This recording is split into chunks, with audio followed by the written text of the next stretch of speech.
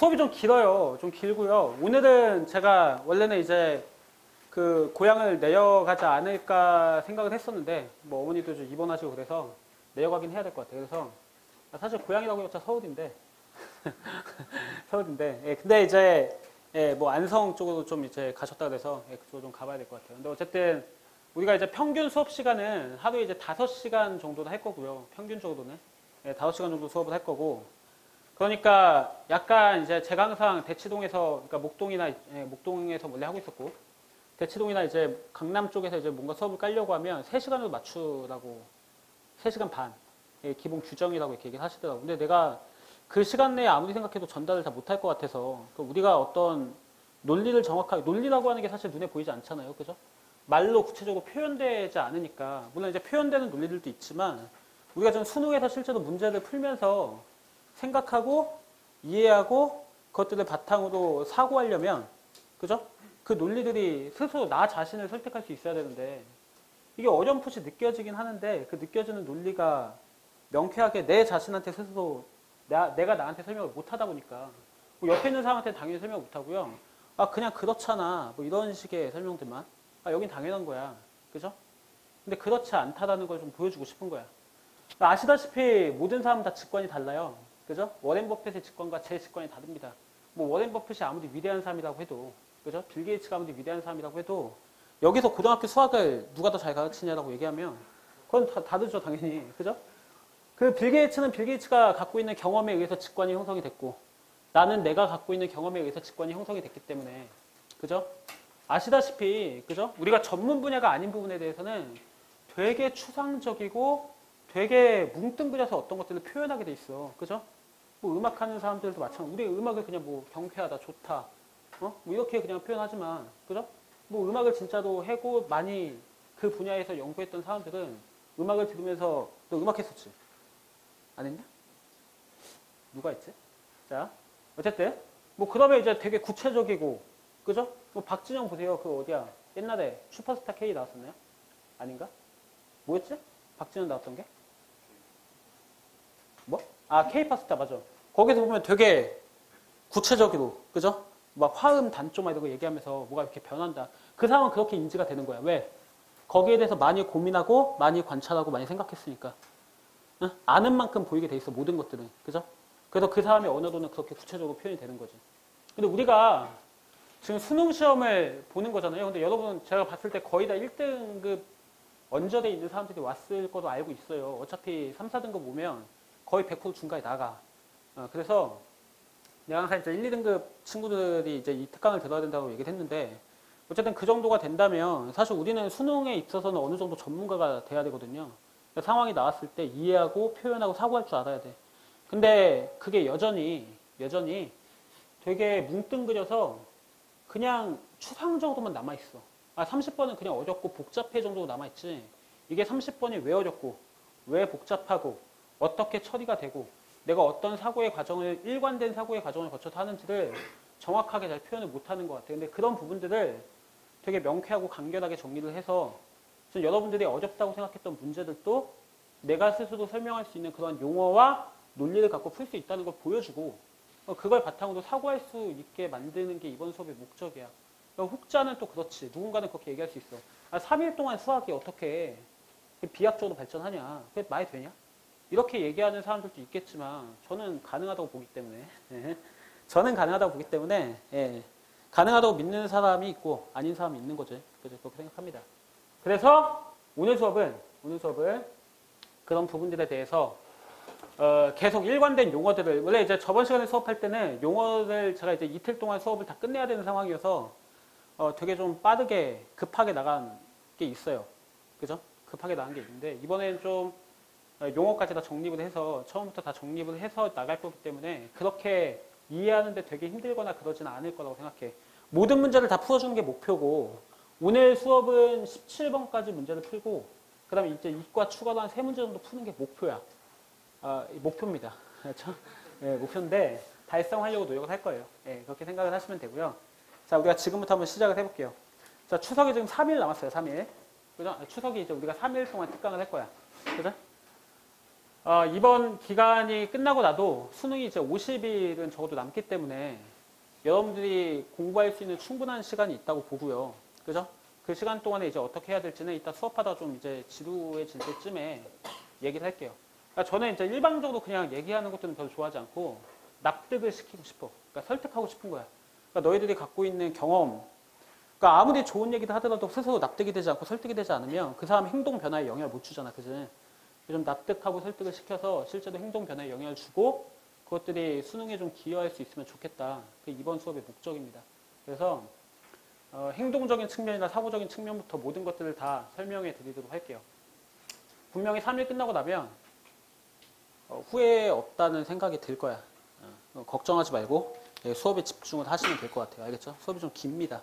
알죠? 자, 볼게요. 자, 제가 이번 수능, 이번 이제 시간에 이제 할 주제가 뭐냐면, 주제는, 그러니까 주제는 사실 우리가 이제 소재로서 내가 미분 가능성과 연속성을 잡은 거지. 그지? 그 예전에 특강 들었던 어떤 친구가 사실 진짜 이 수업의 리얼 다이렉션은 내가 얘기한 이 주제가 아니었다. 이렇게 얘기하는데 이 주제가 맞아요. 이 주제가 아니었고 사실은 뭐 21번에 대한 면밀한 분석이다. 이렇게 얘기했는데 그 면밀한 분석보다 훨씬 더 중요한 게 이 주제입니다. 사실은. 이게 주제인데 그 친구가 그렇게 생각하더라고요. 이제 그 친구한테 그게 되게 강렬한 울림이었나 봐요. 그죠? 네. 자, 그 친구가 볼 텐데. 어쨌든 이 주제가 리얼 다이렉션이 맞아요. 이게. 이거를 끝까지 갖고 가셔야 돼요. 모든 문제 풀 때 적용되는. 그죠? 그 혹시 내가 얼마 전에 메일로도 배포했고 너희들한테 지금 나눠줬는데 내가 이미 메일로 한번 배포를 했기 때문에 이거 말고 다른 걸 하나 더 나눠줄 거거든. 명의완정 시리즈를 하나 더 나눠줄 건데 이거 읽고 온 사람 있어요? 방정식의 동치 변형 읽고 온 사람 혹시 메일로 받아서 읽고 온 사람 손 들어봐. 옛날 명의완정이지. 근데 그 약간 고쳤죠. 약간 고친 건데 방정식의 동치 변형 다 읽었지.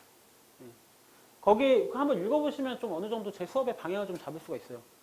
이게 되게 추상적인 어떤 것들을 되게 구체적으로 용화시켜서 설명하고 그것들을 이제 일반적으로 모든 문제에 적용해서 하는구나 이렇게 생각할 수 있는데 어쨌든 그거 한번 꼭 오늘 가서 읽어보세요. 내일 추석이어서 사실은 펜 잡고 공부하기 쉽지가 않죠. 혹시 추석 때도 아예 그러니까 아예 안 내고는 사람 없지. 내일 하루 정도는 갔다 오죠. 그죠? 아니요? 불쌍하네. 자, 예. 어쨌든 그러면 이제 좀 혼란스러운 상황에서는 그 명의안정을 처음부터 쭉 읽어봐. 되게 가독성이 좋아. 그죠? 예, 제가 앞에서 설명하듯이 뭐뭐 했어요? 뭐 이런 식으로 그 웃음 표시도 계속 돼 있고 이렇게 다 돼 있으니까 그냥 쭉 읽으시면 다 이해될 겁니다. 그래서 그거를 좀 한 두세 번 정도 읽으시면 좀 수업에도 좀 도움이 될 거예요. 그죠? 그리고 이제 두 번째 명의안정은 좀 지금 수정을 좀 하고 있는데 그거는 이제 고쳐서 다음 시간 화요일 날 드릴게요. 그죠? 그건 이제 현장 강의로도 되는 거고 이거는 이제 인터넷으로 배포됐기 때문에 현장 강의로 따로 드릴게요. 자, 주제는 뭐냐면 우리가 논리적으로 사고하는 방법이야. 논리적으로 사고하는 방법. 이게 주제입니다. 그리고 이 주제로서 잡은 게 이 주제를 설명하기 위해서 잡은 게 그것에 대한 소재로서 특히 이 부분 같은 경우는 일반적으로 좀 추상적인 단원이어서 추상적인 부분이어서 잘 해석을 못해요. 그러니까 내가 지금까지 그냥 선생님들 이제 인터넷 강의 이제 유명 선생님들이 관련 부분들을 찍을 거 아니야. 찾았을 때 한 번도 명쾌하게 만족하면서 들은 적이 없어. 그죠? 다른 선생님 얘기하는 건 좀 그렇지만 그래서 고민해서 완벽하게 만드는 개념이고 그래서 이제 이거랑 관련해서 소재로서 다루는 거라고 생각하시면 돼요. 이게 뭐냐면 미분 가능성입니다. 사실 미분 가능성이라고 하는 주제는 거의 미적분 전체에서 한 70%를 차지해요. 왜냐하면 미분 가능성 하나를 제대로 이해하기 위해서 연속성, 극한, 미분, 그래프 모든 것들을 다 이해해야 되거든. 뭐 적분에 대한 표현들 제외하고는 모든 부분들이 다 여기 들어가 있다고 생각하시면 돼. 맞지? 안녕하세요. 네. 거기 책 가지고 오시면 돼요. 그리고 이제 미분 가능성은 소재에 불과하고 이거를 지금 할 겁니다. 자, 논리적으로 사고하는 방법에 대해서 얘기를 할게요. 자, 먼저 논리와 직관에 대해서 좀 얘기를 해볼게. 자, 직관이 뭐죠? 직관. 자, 제가 생각하는 직관을 말씀드릴게요. 제가 원래 이제 학생들한테 뭐라고 하냐면 직관은 그럴 것 같은데 그러하다 이게 직관이고 논리는 그럴 것 같지 않은데 그러하다. 예, 저 친구 지금 앉으면 할게. 3명이 나와갖고.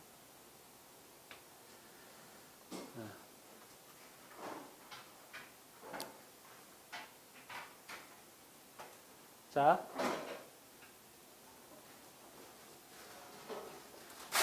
모자라? 왜 모자라지?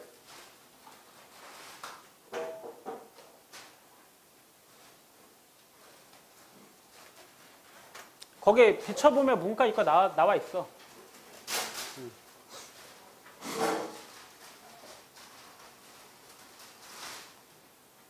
아, 책을 두어 가져. 자, 볼게. 그러면 이제 직관이라고 하는 건 뭐냐면, 내가 생각하는 직관은 방금 얘기했듯이 그럴 것 같은데 그러하다인데, 왜 그럴 것 같은데 그러하다라고 하는 상황이 나한테 생겼냐? 왜 어떤 상황을 보고, 어떤 논리적인 과정 없이, 아, 이러니까 이렇지, 이러니까 이렇지, 그러니까 이럴 수밖에 없어가 아니고, 그냥 딱 상황만 보고, 이럴 것 같은데? 바로 결론에 도착하는 직관. 맞아? 그럴 것 같은데 그러한 직관. 보통 이제 그럴 것 같은데 그러하지 않죠, 여러분들은. 그죠? 보통 문제를 틀릴 텐데. 저는 이제 보통 지금 수능 정도 문제에서는 그럴 것 같은데 그러하거든요. 그러니까 예를 들면 이제 기대 씨라고 계신데, 기대 씨 아시죠? 김기대 씨라고 계신데, 그분 같은 경우도 딱 문제를 봤을 때 왠지 이럴 것 같은데라고 하면 보통 다 그럴 거야. 이게 수학을 좀 어느 정도 하는 사람들끼리 공유하고 있는 느낌이야. 알았어?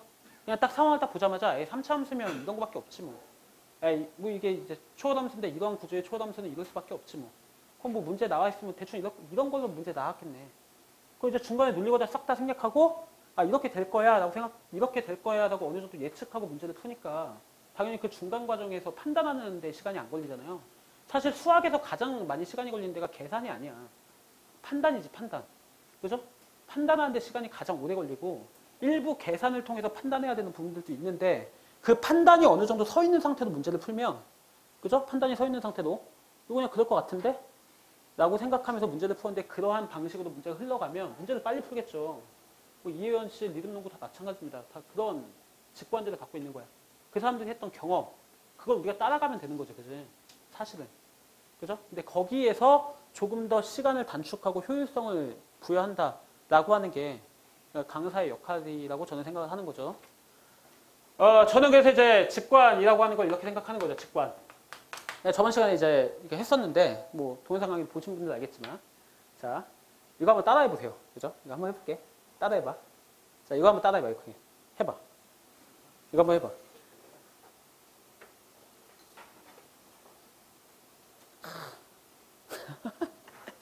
야, 저번 시간 똑같네. 이거 뭐, 해봐. 오, 야, 한 번에 하는 사람 있어? 해봤나? 못하겠어? 야, 친구야, 그거 아니야. 그거 배트맨이잖아, 그거는. 이거 하고 계신데, 이거 말고, 이겁니다. 오, 야, 지금 하는 사람이 한 2명 정도 보여요. 해봐, 한번. 저 못하겠죠? 야? 예. 제가 생각하는 직관은 방금 여러분들 했던 행동들이 직관이에요. 제가 생각하는 직관입니다. 그게 뭐냐면, 제가 여러분들한테 어떤 현상을 보였죠? 제가 보여준 현상에 여러분들의 뭐가 결합돼요? 경험이 결합돼요. 그죠? 경험. 여러분들 어렸을 때부터, 그죠? 제가 방금 했던 이런 모양들은 한 적이 별로 없어. 그치? 다 뭐 했냐면, 배트맨이라고 해서 이거 많이 했잖아. 맞아? 우리나라 문화권은 좀 그런 것 같아. 딴 나라는 이거 많이 한다고 하더라고. 그죠? 예. 근데 우리나라는 그 키워드가 들어온 적이 없나? 아마 그럴걸? 그래서, 뭐 어쨌든, 여러분들이 갖고 있는 경험을 딱 보고서 순간적으로 그냥 판단했습니다. 그냥 판단했어요. 왜? 비슷하니까. 왠지 눈에다 갖다 붙이고 막 그런 것들이 내가 어렸을 때 했던 거랑 좀 비슷하게 느껴. 그러니까 그냥 현상을 보고 내 경험에서 이건 비슷한데 하면서 그냥 이렇게 했어. 그러니까 대부분 다 처음에는 뭐 했냐면 다 이거 했어. 다 이거 했다고. 근데 해보니까 다르거든? 해보니까 찝찝해. 이상해. 뭐 좀 다른 것 같은데? 이러면서 뭐 했냐면 우왕좌왕했어. 그죠? 이거 어떻게 하지? 이건가? 근데 이것도 아니야. 그죠? 이게 막 왔다 갔다 하다가 이제 그 다음부터 한 2분 정도가 일단 소문을 여기다 붙인 것 같은데 막 이러면서 이제 여기서 이제 왔다 갔다 하면서 결국에 따라 했거든요. 똑같이. 맞아요? 그러니까 우리가 이게 수학 문제 푸는 과정과 비슷하다는 거죠. 여러분들 지금까지 문제집을 여러 번 풀었어요. 안 푼 게 아니잖아요. 기출문제도 열심히 풀었죠. 그죠? 근데 출제자는 너희들이 보지 못하는 논리를 문제에 섞어. 그럼 분명히 비슷해 보이는데 문제를 풀다 보면 달라. 문제 다르다고. 그러니까 풀다 보면 이상한 일이 생겨. 찝찝하고 뭔가 모순된 결과가 나오고. 왜냐? 너희들이 순간적으로 모든 문제를 풀 때 논리를 작동시키냐? 아니요. 대부분의 문제를 풀 때 논리를 작동시키지 않아. 문제 딱 모양만 보고 아, 이 문제 이렇게 풀었던 것 같은데 라고 생각하면서 문제를 풀지. 문제 딱 보면서 자, 이 조건은 이런 의미와 정확하게 같고 동치가 되고 정확하게 해석했고 이런 것들을 따지면서 문제를 푸는 게 아니라고. 근데 나도 그래요. 저도 그래요. 저도 직관적으로 문제를 풉니다. 그리고 저는 여러분한테 직관적으로 문제를 풀려고 해요. 알겠어요? 당연히 30문제를 다 논리를 따지면서 문제를 풀다 보면 있잖아. 2점짜리 문제도 어려워져. 갑자기. 2점짜리에서 괜히 극한값 취하라고 하는데 이게 존재성을 따져야 되는 거 아닌가부터 시작해서 막 따지기 시작하면 누가 봐도 극한값 그냥 2분의 1인데 거기서 막 따지기 시작하면 어려워진다고. 그러니까 일반적으로 직관으로 출발하는 게 맞다고. 모든 문제의 풀이의 시점을 직관으로 출발하는 게 맞아. 그치? 너희들이 갖고 있는 경험 통해서 그냥 판단하면 찝찝함 없이 문제가 풀린단 말이야. 알겠어? 근데 이제 문제에서 그런 과정들 좀 복잡하고 상황이 좀 그렇게 주어지면 뭐 부분적으로 내가 알고 있는 직관하고 연결되는데 막 그 논리를 전개시켜서 막 풀다 보면 막 카오스 형태로 막 그죠?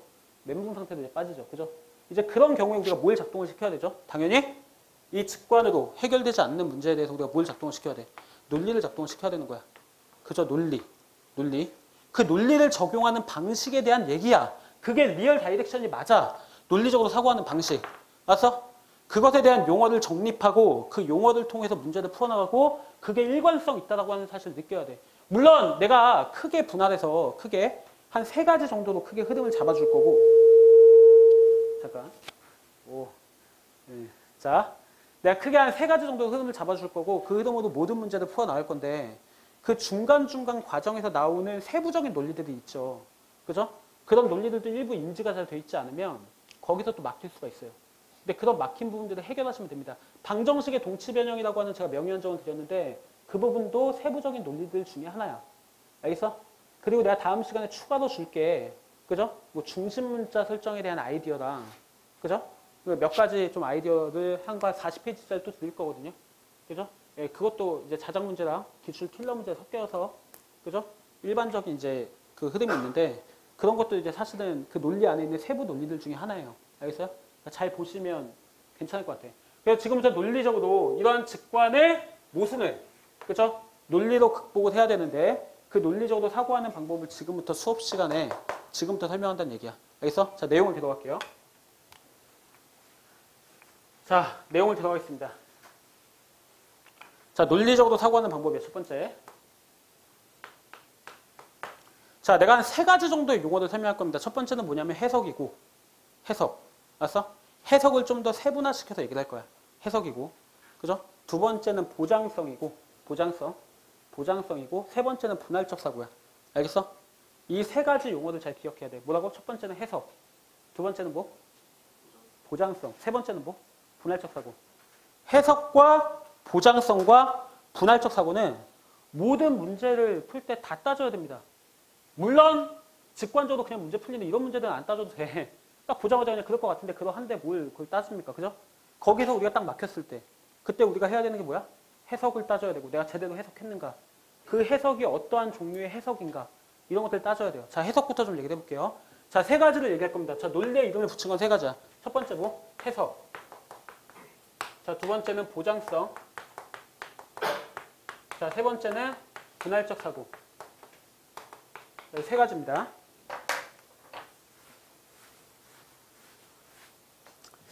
자, 해석이라고 하는 게 뭐냐면 크게 좀 얘기하면 해석은 이런 거예요. 여기 앞에 써놨는데 자, 우리가 해석이 뭐죠? 영어 단어 해석은 많이 해봤죠. 그죠? 애플로 해석하면 사과죠. 그죠? 우리는 사과를 애플로 바꾸는 걸 번역이라고 얘기하는데 사실 이제 외국인 입장에서 미국인 입장에서 그것도 해석이죠. 그죠? 사실 이제 느낌의 차이를 해석과 번역이라고 얘기하는 거지 둘 다 해석이야. 맞지? 둘 다 해석이야. 그러니까 사실 바꾸는 겁니다. 똑같은 걸로 바꾸는 게 해석이야. 그러니까 일반적으로 우리가 수학 문제를 구성할 때 어떤 상황이 제시되죠. 그런 상황이 제시되면 그 상황을 우리는 뭐 해야 되냐면 바꿔야 돼요. 바꿔야 돼. 뭐 F1은 2다라고 하는 상황이 딱 나왔으면 걔들 갖다 F1은 2다라는 관계식을 그대로 놔두는 게 아니라 어떤 함수가 1,2를 지난다로 해석을 해야 돼. 그건 두 개 동치 맞아. 1,1을 지난다와 F1은 2다. 동치 맞지? 맞아? 아니면 fx는 2라고 하는 방정식이 x는 1이라는 실근을 가져. 요 해석을 해야 돼. 이게 방정식의 상황이죠. 근데 이걸 여러분들이 다 지금까지 공부해 왔어요. 그죠? 그죠? 뭐 그런 식으로 해석이 돼야 돼. 만약 fx가 다항식이라면 fx 빼기 2라는 다항식이 x 빼기 1을 인수로 갖죠. 인수 정리라고 하죠. 그죠? 내가 방금 f1은 2라고 하는 관계식을 함수의 상황, 방정식의 상황, 항등식의 상황으로 각각 해석했어. 맞아? 근데 어쨌든 다 동치는 맞아. 맞아? 그래서 우리가 수학을 공부하다 보면 관계식이라는 게 있습니다. 제가 지금부터 관계식이라고 얘기하는 모든 것들은 함수, 항등식, 방정식의 상황에서 이 세 가지 상황의 공통점은 뭡니까? 함수나 항등식이나 방정식 이런 것들은 공통점이 뭐예요? 변수와 상수의 구분이 있죠. 함수도 y는 fx, 그죠? 독립변수와 종속변수가 있고 그다음 나머지 미정계수가 있죠. 방정식도 변수가 있고, 그죠? 미정계수가 있죠. 항등식도 변수가 있고 미정계수가 있지. 맞아? 뭐 이런 상황에서 내가 지금부터 관계식이라고 얘기하는 모든 것들은 변수를 얘기하는, 변수에 대한 관계식을 얘기하는 게 아니야. 알았어? 그냥 전부 다 뭐라고 생각하면 되냐면 미정계수에 대한 어떤 관계식을 내가 지금부터 관계식이라고 얘기할 거야. 알았어? 그러니까 우리가 어떤 수학적인 상황을 딱 공부하고 나면 이런 상황과 동치가 되는 어떤 관계식을 배웁니다. 제일 기초예요, 이게. 여러분 피타고라스 정리라고 하면 이런 직각삼각형이라고 하는 도형적인 상황에서 이 도형적인 상황과 동치가 되는 관계식을 배워요. a제곱 더하기 b제곱은 c제곱이다. 그럼 이건 해석이 맞아. 이렇게 배우는 걸 피타고라스 정리라고 배웠고 거꾸로 하는 걸 피타고라스 정리의 역이라고 배웠어. 중학교 3학년 때. 그죠? 그래서 우리가 이런 직각삼각형의 상황이 나오면 관계식으로 해석하고 이런 관계식이 나오면 아 직각삼각형이구나 이렇게 판단해야 된다고. 맞지? 이런 상황들 우리는 계속 배우는 거야. 그러니까 우리가 지금 교과서에서 배우는 그 부분에 대한 단원들은 이런 수학적인 상황과 그런 상황에 대한 해석을 배우는 거야. 알겠어? 그런 상황도 이제 섞여서 문제가 나오는 거고. 괜찮아? 그러니까 해석은 그냥 바꾸는 거라고 생각하시면 됩니다. 영어 단원 똑같아요. 괜찮아요? 근데 이 해석에 좀 느낌의 차이가 있어요. 그죠? 느낌의 차이가 있어요. 두 가지로만 좀 얘기할게. 맞죠?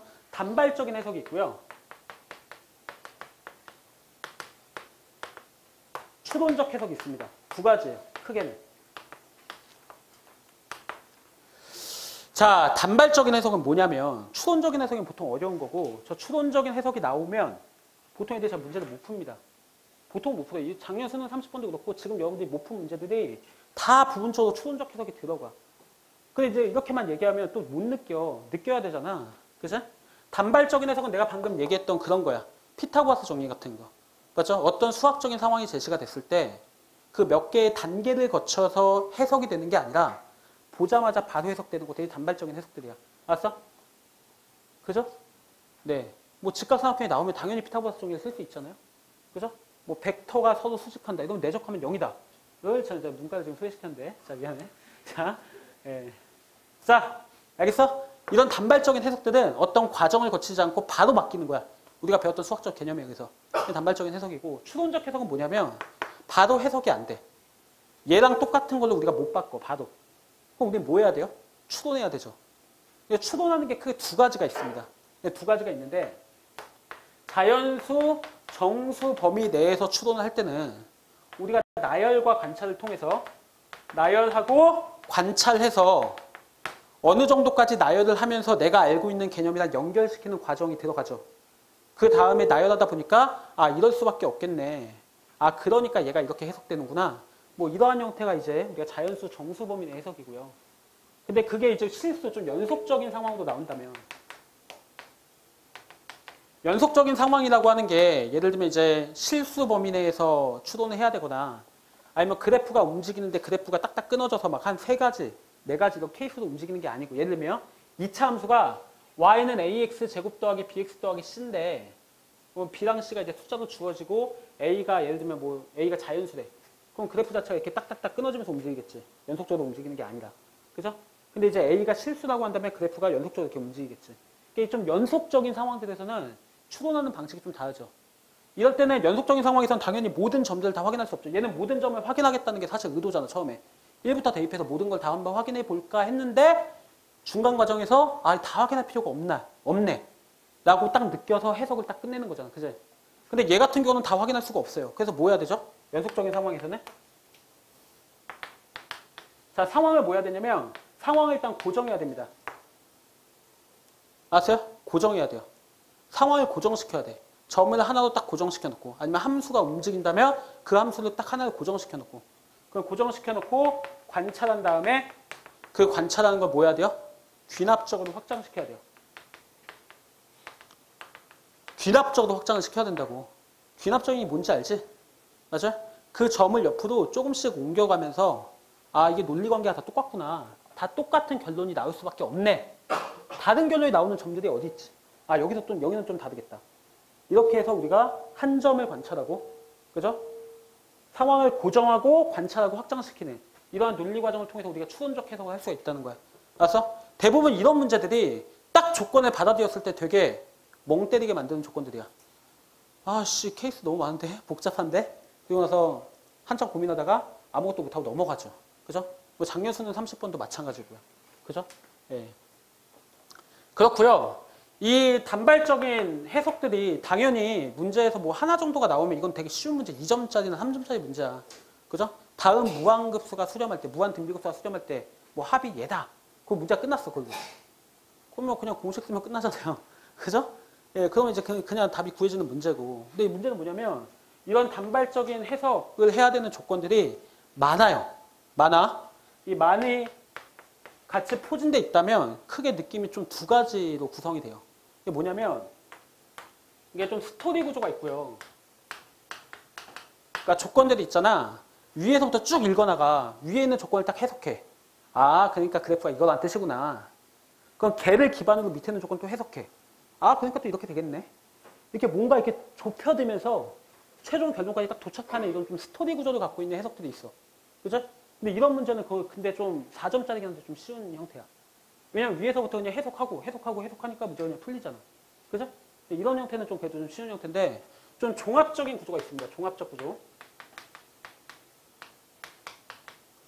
그러니까 위에서 제일 첫 번째 관계식, 그러니까 첫 번째 있는 수학적인 상황을 딱 해석하니까 너무 케이스가 많아. 알았어? 너무 케이스가 많아. 그래서 이제 두 번째 있는 조건도 해석하고 세 번째 있는 조건도 해석해서 종합적인 결론을 내야 되는 거야. 알았어? 그러니까 딱 이 라인입니다. 그러니까 이 구조도 사실은 모든 킬러 문제는 이 구조로 다 설명이 돼요. 그 안에서 이제 부분적으로는 어느 논리적 차이가 그 부분적으로 사용해야 되는 다른 논리들이 있죠. 뭐 관계식으로 관계식을 푸는 논리도 있고 뭐 식을 정리하는 여러 가지 스킬들도 있고 방정식의 동치 변형이라고 하는 걸 왜 해야 되는가 뭐 이런 논리들도 있고 부분적으로 등장한 논리들이 있는데 크게는 이 흐름에서 벗어나지 않는다는 거야. 알겠어? 내가 이 흐름을 갖고서 문제를 만들었을 때 역시나 똑같이 어려워해. 똑같이. 여러분들만이 아니고 대부분의 사람들이 다 어려워해요. 그죠? 근데 우리가 다른 논리로 푸는 게 아니라 다 동일한 논리로 풉니다. 자, 이렇게 총 이 정도가 있다. 자, 추론적 해석과 단발적 해석이 있다. 그죠? 자연수 정수 범위 내에서 움직이는 어떤 추론해야 되는 상황들은 숫자를 대입해서 나열하는데, 그죠? 지금 약간 추상적이지? 숫자를 대입해서 나열하는데, 이게 실수 범위 내에서 연속적으로 움직이고 있는 점들이나 상황이라면 고정시켜놓고 관찰한 다음에 결론을 내고 걔를 갖다가 귀납적으로 확장을 시켜야 된다. 이런 구조를 지금부터 이제 문제를 풀면서 설명할 겁니다. 이제 구체적으로 다가올 거예요. 그 다음에 이제 단발적인 해석이 조건들이 여러 개인데 위에서부터 해석하고 넘어가서 또 해석하고 넘어가면서 이게 계속 상황들이 좁혀지면서 자연스럽게 풀리는 뭐 이러한 구조들의 문제도 있는가 반면에 위에 있는 조건이나 밑에 있는 조건들을 따로따로 해석하고 나면 둘 다 너무 그 조건을 해석했을 때 나올 수 있는 상황들이 너무 많아서 되게 추상적으로 느껴지는 문제들도 있다. 그죠? 예, 이럴 때 우리가 하는 거야. 자, 이게 해석인데. 자, 보장성하고 분할적 사고는 뭐냐?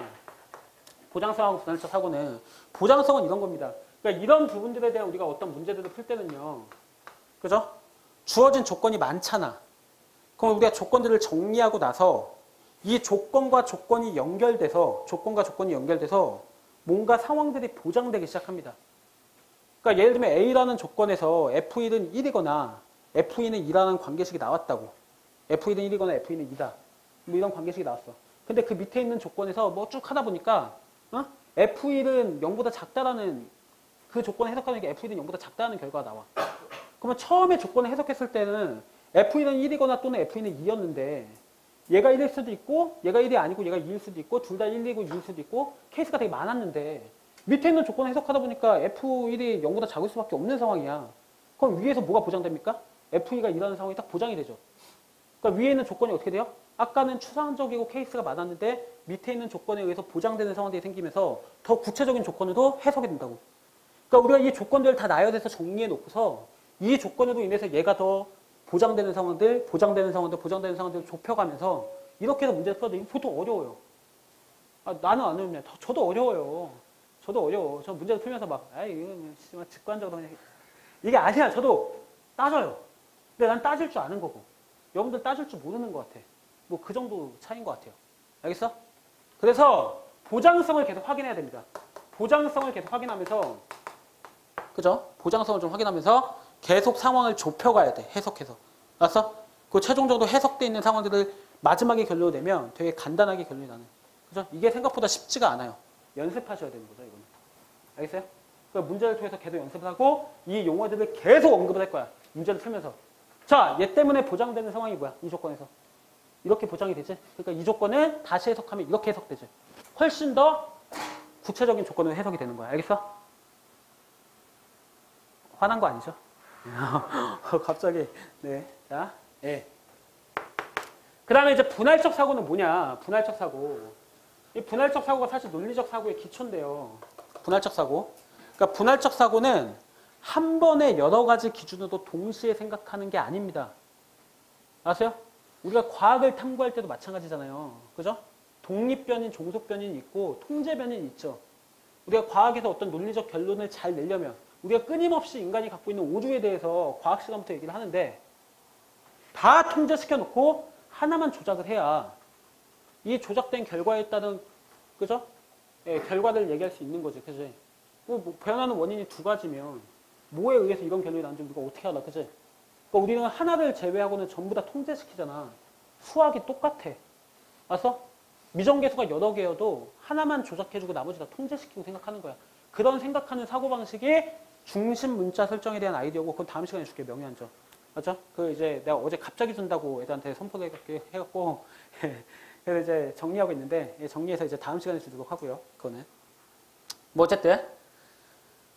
근데 이제 이 분할적 사고는 있잖아. 그런 어떤 기준을 갖고서 생각하는 사고방식이야. 그죠? 우리 경우에서 내가 이제 촌철사의 확률과통계 책을 썼으니까 경우에서 좀 얘기를 하면 경우에서도 사실 뭐 이 자리에 누군가 들어가 이런 기준으로 세우거나 이 사람이 어디엔간 들어가 이런 기준으로 세우거나 맞죠? 이 자리에 들어가는 대상이 한 명 또는 두 명 또는 세 명 또는 이렇게 개수로 분류하거나 크게는 이 세 가지거든. 뭐 이 정도 우리가 상황을 분할해서 기준을 갖고 사고를 하는데 한 번에 두 가지, 세 가지도 동시에 기준으로 사고를 하면 당연히 복잡해지죠. 잘 생각해 보시면 기준 한 가지에 우리 만약에 여기 있는 학생들이 그죠? 저번보다 성비가 훨씬 더 높아요. 아까는 여자만 한 분이었는데 벌써 5명이 나왔어요.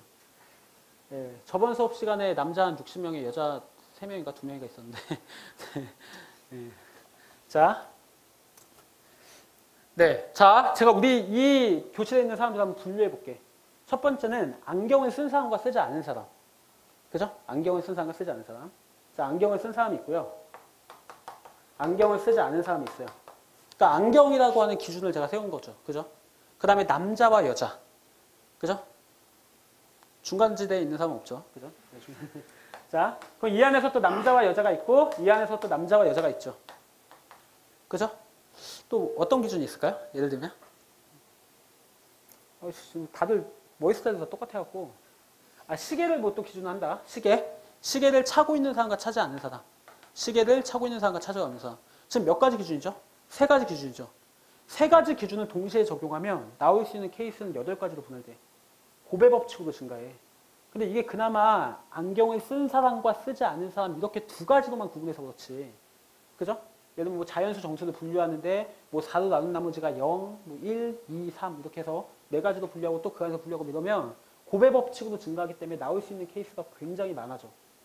그러니까 우리가 어떤 수학적인 사고를 논리적으로 해나간다는 것은 한 번에 한 가지 기준 내지는 2가지 기준 정도만을 적용해서 나올 수 있는 케이스를 좀 작게 잡은 다음에 그 안에서 논리적인 결론을 내는 거야. 논리적 결론을 내야 돼. 문제에서 요구하는 상황에서 안경 쓴 사람은 필요가 없어. 그럼 안경 쓴 사람들 다 지우지. 그럼 갑자기 상황이 확 줄잖아. 뭐 이런 식으로 사고하는 거지. 한 번에 8가지를 다 써놓고 이 중에서 문제에 부합하는 게 뭐지? 일일이 다 대응시켜서 문제를 풀면 날셉니다. 그죠? 그거 한 문제 풀고 집에 가야 돼요. 알았어요? 예, 시험장에서. 그렇기 때문에 우리가 좀 분할적 사고, 논리적인 사고도 한다라고 하는 건 어떤 생각들을 진행함에 있어서 그러니까 내가 만약에 3차 함수의 그래프를 딱 봐. 근데 3차 함수의 그래프를 보는데 그러니까 보통 애들이 논리적 사고가 잡혀있지 않은 애들은 3차 함수의 그래프는 크게 두 가지가 있죠. 이거랑 이런 게 있어요. 예를 들면 이렇게 얘기하는 순간 내 머릿속의 기준은 극점의 개수를 기준으로 한 거야. 근데 선생님 이런 것도 있잖아요 라고 얘기하는 애들은 나랑 또 다른 기준을 적용한 거거든. 그죠? 그러니까 이렇게 얘기를 하는 애들은 머릿속에 분할적 사고가 정확하게 자리 잡지 않은 거예요. 아니 여기서 만약에 이런 경우가 안 된다는 걸 우리가 확인하면 이 안에서 다시 나누겠죠. 그래프의 경우도 이런 경우도 있고 이런 경우도 있겠죠. 그 다음에 극점의 위치를 기준으로 또 나누겠죠. 그 다음에 함수값의 위치를 기준으로 또 나누겠죠. 필요하다면. 복잡한 문제는 거기까지 가야 되는 경우도 많이 있어요. 알겠어요? 그러니까 분할적 사고라고 하는 건 수학적인 논리를 어떤 적용하는 과정에서는 한 번에 여러 가지 기준을 동시에 적용해서 그러니까 너희들이 보통 경험으로 볼 때는 그렇게 한다고. 그래프가 이런 것도 있고 이런 것도 있고 이런 것도 있고 이런 것도 있고 극점이야. 여기서 끊어져 있거나 연결돼. 그죠? 예. 그러니까 기준이 없어요. 지금 생각하는 방식이. 그죠? 그러니까 그 기준을 좀 잡아주는 게 분할적 사고야. 그게 뭐냐? 여기에서 얘를 사고하든 이런 부분을 사고하든 특히 추론할 때도 알았어? 추론할 때도 그죠? 한 번에 여러 가지 기준을 잡고서 막 해나가는 게 아니라 어떤 기준을 세워서 그 기준에서 논리적인 결론을 내고 그 결론 안에서 다시 또 사고를 하는 뭐 이런 과정들이 전부 다 분할적 사고에 해당합니다. 결국 이 안에 다 들어가 있는 거야. 알겠어? 지금부터 우리가 문제를 풀 때는 상황을 해석하고 근데 그 해석의 느낌이 추론적으로 어떤 과정들을 통해서 해석돼야 되는 경우도 있고 알았어? 그냥 바로 자 이거니까 이거지 라고 해석되는 경우도 있고 알았어? 그런 것들이 조건들이 많아지면 상황이 복잡해지는데 그럴 때는 조건들을 잘 정리해 놓고 서로 간의 보장성을 따지면서 조건을 축소시켜 나간 다음에 그 안에서 필요하다면 일부 분할적 사고를 적용을 해서 그죠? 어떤 기준을 통해서 논리적 결론을 내고 그죠? 그것에 대해서 우리가 최종 결론까지 도착하는 과정을 모든 문제에 일관성 있게 적용하는 수업이고 그게 리얼 다이렉션이 맞습니다. 알겠죠? 제일 중요한 거야. 알았어? 그것에 대한 소재로서 미분 가능성과 연속성까지 완벽하게 정리한다. 특히 이번 21번 이과 같은 경우는 그죠? 이번 21번 그러니까 문과 같은 경우 작년 10월달 30번도 마찬가지죠. 그죠? 예, 정확하게 해설지 자체도 좀 논리적 모순이 있기 때문에 그죠? 예, 그런 부분들에 대해서 완벽하게 정리를 한다 정도 생각하시면 됩니다. 그러니까 여기 있는 내용들은 다 설명한 겁니다. 해석이란 무엇인가? 이거 좀 적어 놓으세요. 좀 적어 놓으셔야 돼요. 그죠? 해석, 보장성, 분할적 사고. 그죠? 예. 자, 이 해석에 대해서 지금 설명을 다 한 거야.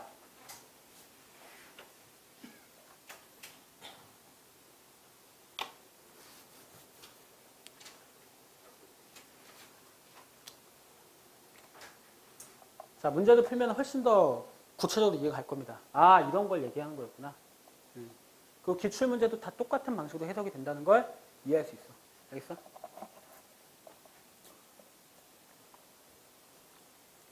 야, 근데 백다방에서 샀거든요? 옆에 뭐지? 옆에 하나 있잖아. 옆에 커피집 하나 있는데. 파스쿠치 말고 옆에. 커피빈. 거기서 제일 큰 거 주세요. 그러니까 이만한 게 제일 큰 거래. 그래서 내가 다음에 올게. 너 나가서 백다방에서 제일 큰 거 주세요. 그러니까 이거 주네. 야, 한 3배 큰 거 같은데. 네. 가격도 더 싼 거 같은데.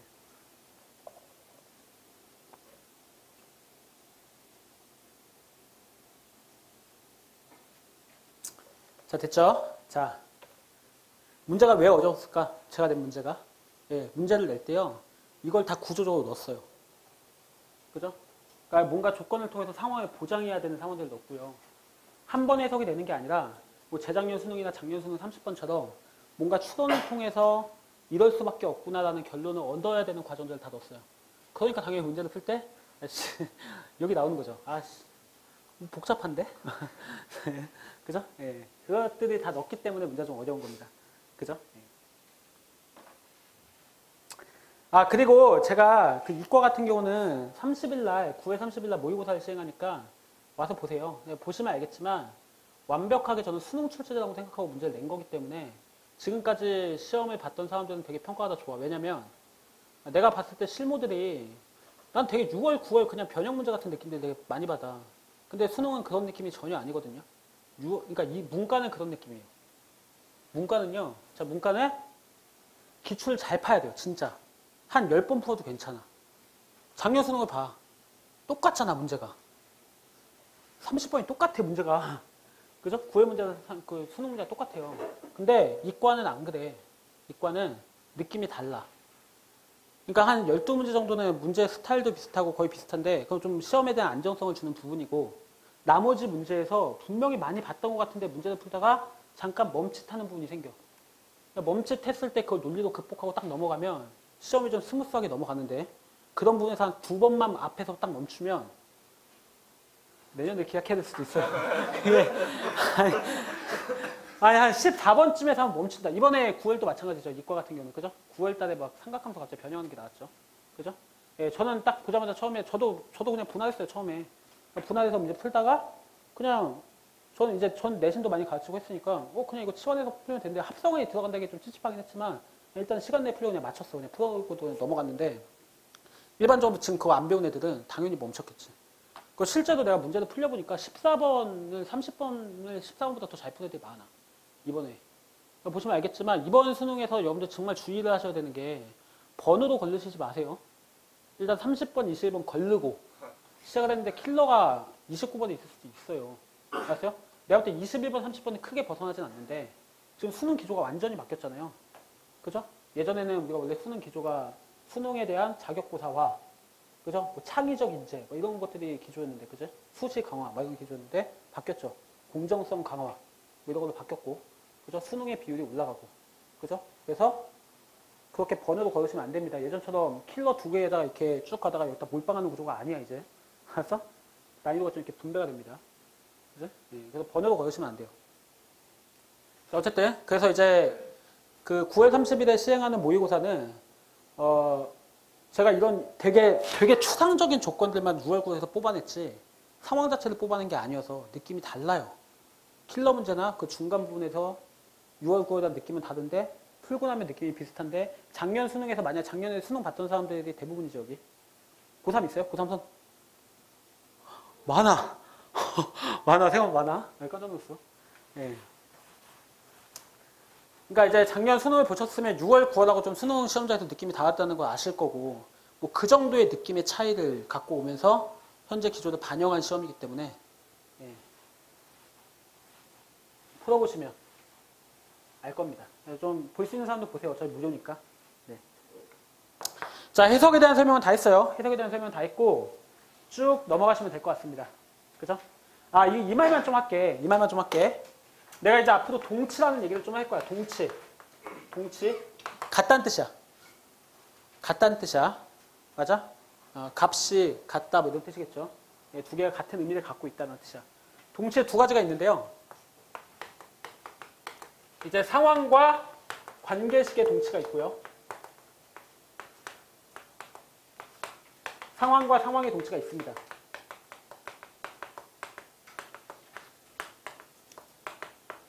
뭐 이거는 이제 앞으로 우리가 설명하면서 갈 겁니다. 이게 뭐냐면 관계식을 매개로 모든 수학적인 상황이 연결돼. 그러니까 내가 이거를 아무리 강조해도 애들이 아 그래? 이 정도 자꾸 이렇게 해서 내가 그냥 즉석에서 문제를 만든 거야 이게 사실은.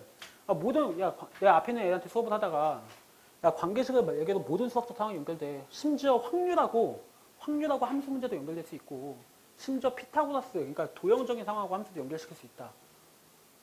근데 걔가 이제 내 앞에서 아닐 것 같은데 이렇게는 얘기 안 했지만 그런가 보죠. 뭐. 그래서 제가 야 너 잠깐만 기다려. 이거 이제 10분 동안 문제 만든 게 지금 여기 들어가 있는 거야. 그게 뭐냐면 확률의 독립 조건을 제가 이제 함수 3차 함수랑 연결시켰죠. 그죠? 이게 뭐냐면 우리가 이 관계식이라고 얘기했던 게 아까 얘기했던 이제 F1,2 같은 것들이 관계식입니다. 그죠? 근데 이런 관계식이 나올 수 있는 건 방금 얘기했듯이 뭐 가장 기본적으로 함수의 상황에서도 얘 만들 수 있죠. 1,1을 지난다. 방정식에 fx는 2가 1을 실근으로 갖는다. 그죠? 항등식. 그죠? 만약에 다항식이라면 fx 빼기 2가 x 빼기 1을 인수로 갖는다. 이거면 이거고 이거면 이거 맞잖아. 맞지? 그러니까 이 세 가지 수학적인 상황이 이 관계식을 매개로 연결되는 거야. 이렇게 해서 얘기할 때랑 목소리가 다르네. 이렇게 해서 얘기해야 되겠네. 자, 그래서 이 세 개가 이 관계식을 매개로 상황이 연결돼. 그래서 방정식과 함수의 상황의 동치를 고등학교 1학년 때 처음 배웁니다. 그 뭐라고 배우죠? 방정식과 함수의 관계 이렇게 배워요. 방정식의 실근은 함수의 교점의 x좌표다 이렇게 배우죠. 그 두 개가 같다라고 배우지, 그죠? 동치라고 배우잖아. 그래서 우리가 앞으로 방정식의 상황이 나왔을 때 어떤 상황들? 이 방정식이 양의 실근을 가져요? 그냥 실근이 아니고 제한 범위 내에서 실근을 가져요? 막 이런 말들이 나오면 고등학교 1학년 때 너희들 잘 생각할 거야. 그때 아무 생각이 없었잖아. 막 근해 공식을 막 써갖고 풀려고 하는데 안 풀려. 인수분해도 안 되고. 아 이거 왜 안 돼? 막 이런 화를 냈는데 잘 보니까 근해 공식 써서 문제 풀어도 풀리긴 풀리는데 너무 복잡하고 오래 걸리고 연산도 잘 안 되고 계산 과정이 자꾸 틀리고. 그죠? 근데 그 상황을 함수의 상황을 바꿔서 아 교점을 여기서 갖는다고 교점을 여기서 갖기 위한 함수의 상황은 얘 이 점을 대입했을 때 얘가 0보다 크면 되고 뭐 판별식이 0보다 크면 되고 막 이렇게 해서 관계식을 딱 세웠더니 그 상황과 동치가 되는 관계식이 꺼져 나왔던 거야. 뭘로 바꾼 거지? 분명히 상황은 방정식으로 제시했는데 뭘로 했어요? 함수로 바꿨죠. 그리고 방정식에서 공부했던 관계식이 아니고 뭐 근각계수, 판별식, 근해 공식 이런 게 아니고 이 함수에서 배웠던 상황으로 이 바꿔진 상황을 다시 관계식으로 해석하고 나니까 깔끔하게 계산이 됐단 말이야. 그죠? 이런 논리를 고등학교 1학년 때부터 배운 거고 그 논리가 문제에 끊임없이 나와요. 알았어요? 관계식을 몇 개도 모든 상황이 연결되는 거야. 그래서 내가 앞으로 상황을 관계식으로 해석하거나 상황을 상황으로 해석할 겁니다. 알겠어요? 그 두 개의 상황이 같다라는 것만 확인하시면 돼요. 여러분들 반드시 동치를 확인하셔야 되는데 동치를 확인하는 방법은 아주 간단해. 조건을 갖다 니네가 해석할 거 아니야. 니네 나름대로 해석을 할 거 아니야. 맞지? 해석을 해서 이 조건을 바꾼 새로운 관계식이나 뭐 상황으로 해석을 할 거지. 그럼 반드시 거꾸로 다시 돌아가 보면 돼. 그러면 내가 정확하게 해석했는지 확인할 수 있어. 뭐 이 정도 예제를 간단히 한번 들어볼게요. 자, 이렇게 한번 얘기해 볼게. 자, fx가 x는 1에서 극값을 갖는다. 극값을 갖는다. 자, 이게 수학적인 상황이죠. 이런 상황. 맞아? 이런 상황을 해석하면 어떻게 되죠? 어떻게 되죠? f 프라임. f 프라임 1이 0. 끝?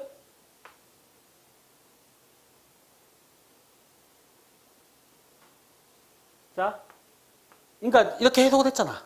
해석을 하고 나서 내가 제대로 했는가를 확인하려면 거꾸로 돌아가보면 돼. 이 친구한테 다시 물어볼게. 내가 왜 이걸 물어보냐면 모르는 게 아니야. 모르는 게 아니야. 모르는 게 아니라 그 습관을 우리가 논리로 극복을 해야 되는데 그 논리에 대한 인지가 없는 것 같아. 인지가 없어서 그래. 봐봐. 거꾸로 가볼게. 너 이거를 배제시켜. 머릿속에서 이 고정관념을 지워야 돼. 지우고 생각해야 돼. 문제 조건이 이게 나왔어. F'이 0이야. 그럼 1에서 극값이야? 아니야. 아닐 수도 있잖아.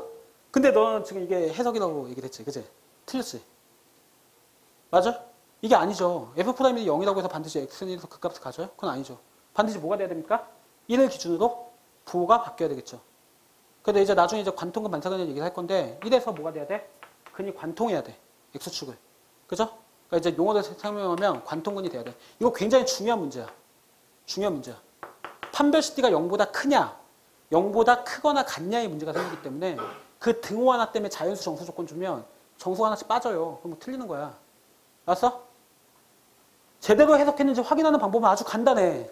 앞에 있는 고정관념을 지우고 네가 해석한 조건에서 다시 거꾸로 돌아갔을 때 얘가 되는가만 확인해 보면 돼. 이게 같은지가 확인이 되면 이거는 제대로 해석을 한 거죠. 괜찮아요? 예, 해석하는 방법과 동치에 대한 얘기를 좀 했습니다. 그래서 여기는 그냥 읽어보시면 됩니다. 관계식을 매개로 모든 수학적 상황을 연결할 수 있다. 뭐 이런 설명을 한 거고요. 그죠? 뭐 상황 1, 2, 3이 있는데 뭐 그냥 간단히 쓰고 넘어갈게요. 자, 중근을 갖는다라고 돼 있죠? 중근을 갖는다. 그러면 이제 판별식 4분의 t가 0이 되죠. 맞죠? 뭐 이거이면 이거에다도 맞고 이거면 이거에다도 맞아요. 그러면 해보시면 알겠지만 뭐 이거 반으로 나눠서 제곱해 보시면 자, F1은 마이너스 A시죠? F2 아주 숫자가 안 보이는데 나는? 됐어. F2 더하기 3이 나옵니다. 맞죠? 그러니까 이 똑같은 관계식을 얼마든지 여러 가지 상황들을 통해서 제시할 수 있다는 얘기야. 근데 물론 이거는 주어진 조건에서 뭐까지 찾아야 되냐면 F1이 0보다 크거나 같다는 것도 찾아야 돼. 루트 안에 있기 때문에. 맞아? 그러니까 이 녀석과 이 녀석은 어떤 관계가 있죠? 이 관계식을 다시 함수의 상으로 한번 해석해 볼래? 자, F1이라는 녀석은 0보다 크거나 같죠? 아, 점이 어떤 특정 점을 지나는 게 아니라 1이면 1을 대입했을 때 값은 이 직선 위에 어떤 값이 될 거고, 맞죠? 그리고 2를 대입했을 때 값은 그 값보다 3만큼 떨어진 곳에 2가 있겠지. 이렇게 지금 움직이고 있는 상황이야. 이거를 그냥 관계식이네 라고 생각하는 것과 아, 이렇게 움직이고 있는 상황이구나. 이런 위치관계가 있는 두 점이구나. 이렇게 생각하는 건 다르다는 얘기죠. 알겠어요? 자, 별로 어렵지 않죠? 자, 두 점 사이의 거리라고 하는 상황을 설정해도 어차피 똑같은 관계식을 또 만들 수 있어요. 물론 얘도 뭐가 있어야 되죠? F2가, 얘는 이번에 F2가 0보다 크거나 같다. 그리고 F1도 0보다 크거나 같다라는 두 가지 조건이 다 필요하죠. 이거는. 그래서 아까는 이렇게 해서 그래프가 여기까지 다 움직일 수 있었는데 이번엔 여기까지밖에 못 움직이겠죠. 아, 두 개 차이가 있어요. 상황이. 근데 어쨌든 여러 가지 상황을 통해서 우리 똑같은 관계식을 만들 수 있다는 얘기야. 알겠어? 모든 수학적인 상황이 관계식을 매개도 연결되기 때문에 심지어 확률하고 기하 벡터도 연결시킬 수 있어요. 알겠어요? 그런 유형이 수능에 잘 안 나올 뿐이죠. 알겠어요? 신유형 무한대로 만들 수 있습니다. 저한테 하루의 시간을 주면 20개의 신유형을 만들 수 있어요. 진짜로. 알겠어요? 예, 연결시킬 수 있기 때문에. 자, 상황 3을 보시죠. 뭐야? 야, 근데 어차피 이게 잘 안 보이니까 너희들은 책 보면 될 것 같아. 자, 여기는 이제 조건 하나만 좀 추가시켜주세요. 자, F는 다항함수다라는 조건 하나만 추가시켜줘. 다항함수다라는 조건이 추가가 되면 역시 마찬가지로 똑같은 관계식을 얻을 수 있다라는 걸 이해할 수 있어요. 자, 이건 넘어갈게요. 얘는 완전히 똑같은 관계식이 나오기 때문에 넘어갑니다. 자, 여기까지 해서 교훈은 아, 동치를 확인할 줄 알아야 되는구나. 내가 조건을 해석하고 나서는 그냥 해석하고 아, 끝! 이렇게 아니라 거꾸로 돌아가 봐야 되는 거구나. 아, 물론 어려운 문제에서 그래요. 쉬운 문제는 그냥 대충 해도 맞아요, 그냥. 그죠? 결과 딱 내고 나서 안 찝찝해. 알았어? 그런 문제 그냥 푸시면 되는데 그게 아닐 때 우리가 논리를 작동시킬 때 동치를 확인하셔야 됩니다. 괜찮아요? 뭐 여기까지 이해 가죠? 네. 갑니다. 자, 보장성에 대한 얘기를 조금 할게요. 보장성에 대한 얘기. 아까 했어요. 그러니까 예를 들면 이제 따지는 거죠. 따지는 거. 자, 양근 하나와 음근 하나를 갖는다. 뭐라고 돼 있죠? 최고차항이 양수인. 그죠? 최고차항이 양수인.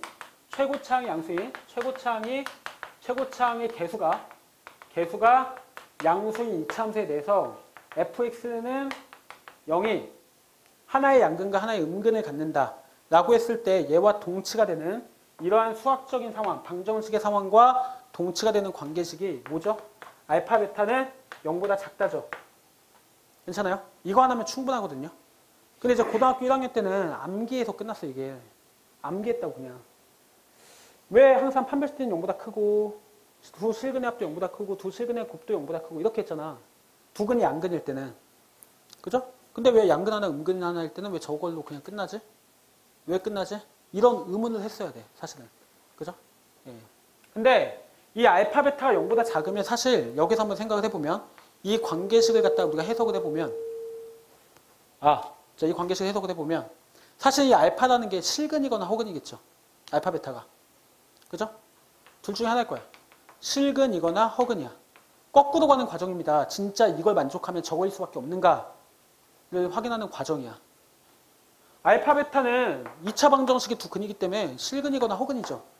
근데 여러분들 알고 있어요. 허근이면 반드시 뭘 갖죠? 혈내근의 형태를 가질 수밖에 없죠. 이거는 팩트죠. 고등학교 반에 무조건 허근은 혼자 존재하지 못합니다. 고등학교에서. 알겠어? 허근은 무조건 둘이 같이 존재해. 혈내근으로. 알겠어? 네, 그거는 의심하지 마세요. 고등학교에서. 개수가 허수가 아닌 경우면 다 그렇게 됩니다. 근데 개수가 허수인 경우 안 나와요. 아예 걱정을 버려. 알았어? 혈내근이죠. 혈내근 관계의 두 숫자는 a 더하기 bi, a 빼기 bi를 곱해보시면 a제곱 더하기 b제곱이 나오기 때문에 항상 양수가 나와요. 항상 양수야. b가 0이 아니기 때문에. 알겠어? 그러니까 이미 얘가 0보다 작다라는 거에서 허근인 경우는 사라지는 거죠. 보장이 되는 거죠. 그러니까 실근일 수밖에 없다고. 이미 두 개를 곱해서 0보다 작아지는 순간 실근일 수밖에 없는 거야. 그러니까 이게 상황적으로 그냥 이해를 했을 때 판별시티는 0보다 크거나 같다 써봤자 이미 이 관계식 안에서 실근이라는 게 보장돼 있기 때문에 얘도 실근이라는 거 해석한 거잖아. 맞아? 결국 이 두 개에 대한 부등식의 교집합을 구하면 이 범위가 더 작게 나와서 얘한테 포함되거든요. 그러니까 이거 쓸 필요가 없다는 거야. 알겠어? 그러니까 거꾸로 돌아가면서 이런 관계, 그러니까 보장되어 있는 상황들이 있다는 거죠. 그죠? 이런 것들이 이제 보장되어 있는 상황이라는 거야. 그래서 사실은, 네. 그래서 이제 실근이라는 건 이제 보장이 돼 있고, 그 다음에 이제 대칭축의 방정식은 뭐 따로 할 필요가 없겠죠. 두 근의 합은 양수일 수도 음수일 수도 있는 거니까 할 필요가 없는 거고. 맞죠? 그래서 이걸로 끝난다. 이런 얘기를 하고 싶은 거고. 상황 두 번째를 보시면, 자, 얘가 서울한 두 실근을 갖는다. 이렇게 돼 있는데, 자, 보시면, 자, 절대값 x 더하기 1의 그래프를 그리시면, 그래프가 이렇게 되겠죠? 자, 이게 좀 뭐냐면, y는 절대값 x 더하기 1이죠. 그러니까 gx의 그래프는 직선이죠. 일단 여기까지 한 것만 해도 벌써 뭐 어떤 해석이, 그러니까 이게 되게 쉬운 거라서 여러분들이 아무 생각 없이 하지만 사실 어떤 해석이 들어간 거죠? 방정식의 상황을 함수로 고친 거죠. 교점의 개수로 바꿨잖아. 지금 니네 생각하는 방식을 바꿨잖아. 맞죠? 예, 생각하는 방식을 바꿨어. 예. 얘가 서울한 두 실근을 가지려면 얘가 교점 두 개를 가져야 돼도 상황을 바꿨죠. 이게 해석이야. 니네가 해석한 거야. 알았어? 그죠? 너무 당연한 거에서 그냥 한 거지. 그럼 얘가 좀 교점 두 개를 가지려면 자, 여기서 이제 중심 문자 설정의 아이디어를 간단히 언급을 할게요. 이게 계속 나오는 얘기니까. 다음 시간에 명의한전 또 읽으시면 확 정리가 될 거야. 알았어? 자, 중심 문자 설정은 뭐냐면 그 앞에 있는 이 미정계수도 있죠? 이 미정계수들이 뭘 결정하냐면 그래프의 모양과 위치를 결정합니다. 자, 뭘 결정한다고? 미정계수가 그래프의 모양과 위치를 결정해. 이거 항상 기억해야 돼. 자, 그래프의 위치를 결정하는 미정계수가 있고요. 그래프의 모양을 결정하는 미정계수가 있습니다. 알았어요? 2차 함수면 y는 ax제곱 더하기 bx 더하기 c죠. 그래프의 모양을 결정하는 2차 그 미정계수는 a입니다. a가 안 바뀌면 그래프의 모양은 다 일정해. b와 c가 그래프의 위치를 결정합니다. a를 고정시켜 놓고 c도 고정시켜 놓고 생각하면 b값에 의해서 좌우도 움직여요. 물론 좌우도 움직이고 이렇게 위아래도 움직이는데 움직여. 근데 A와 B를 고정시켜 놓고 C만 움직이면서 생각하면 위아래도만 움직입니다. 그러니까 위치를 결정하는 미정계수 BC가 있고요. 그래프의 모양을 결정하는 미정계수 A가 있는 거야. 알았어? 근데 내가 방금 어떻게 했어요? B와 C를 고정시켜 놓고 A만 움직이면 그래프의 위치는 고정되어 있는 상태에서 그래프가 이게 폭만 왔다 갔다 하겠죠. 이런 게 중심문자 설정의 아이디어야. 니네 다 알고 있는 거잖아. 이렇게 미정계수가 많으면 다 통제시켜서 고정시켜 놓고 하나만 움직이면서 관찰하는 거야. 알겠어? 자, 내가 이 B를 갖다가 뭐 여기다 찍어요. A를 막 움직여봐. 뭐 움직여보면 교점 두 개 갖는 상황이 없죠. 그러니까 B가 여기 있으면 안 되네? 그럼 여기 있을 때도 확인해 봐야 돼? 그건 아니잖아. 이게 내가 아까 얘기했던 뭐야? 관찰. 맞아? 고정, 관찰, 귀납적 확장이야. 이게. 좀 쉬운 거를 먼저 해주는 거야. 알았어? 인지하라고. 알았어? 내가 B는 분명히 연속적으로 움직이죠. 정수입니까? 자연수입니까? 아니잖아요. 그러니까 B를 여기다 고정시켜놓고 움직여보니까 A만 움직여보니까 중심문자 설정의 아이디어고 움직여보니까 교점 두 개 가는 상황이 없어. 여기는 안 되네. 여기도 해봐야 돼? 아니지. 너희도 알잖아. 안 해도 된다는 거. 여기도 움직여보니까 안 되지. 여기일 수밖에 없겠네. 아, B는 여기일 수밖에 없겠네. 여기여도 되고 여기도 돼요. 그죠? 여기에다 놓고 한번 생각을 해봤어. 아, 기울기가 얘보다 더 가파르면 안 되겠네. 교점 두 개 가지려면. 그죠? 자, 예. 네, 자. 여기 있어야 되는데, 여기다 옮겨놓고 이제 A를 움직여보니까 기울기가 마이너스보다 작아야 되고. 그죠? 뭐보다 커야 돼? 1보다 작아야 되고. 마이너스보다 커야 되겠지. 그지? 맞아? 그 두 개만 만족하면 되잖아. 그래서 이런 결론을 내는 거죠. B는 뭐보다 커야 되고, 1보다 커야 되고. A는 마이너스 1보다 크고, 1보다 작아야 되겠죠. 그러니까 여러분들이 이 주어진 상황을 함수로 해석하고 그 함수의 상황을 다시 관계식으로 해석한 거죠. 여기까지 해놓으면 이제 문제가 풀리는 거야. 자, 제가 방금 뭐 했다고요? 중심문자 설정의 아이디어도 했고요. 연속적으로 변하고 있는 상황에서 고정시켜 놓고 관찰한 다음에 그 상황을 귀납적으로 확장하는 과정을 했어요. 맞죠? 이런 과정들을 계속 반복해서 적용을 해야 됩니다. 알겠어요? 괜찮아? 그 해석의 과정을 좀 보여줬고요. 자, 그 다음에 그 밑에 있는 문제도 마찬가지죠.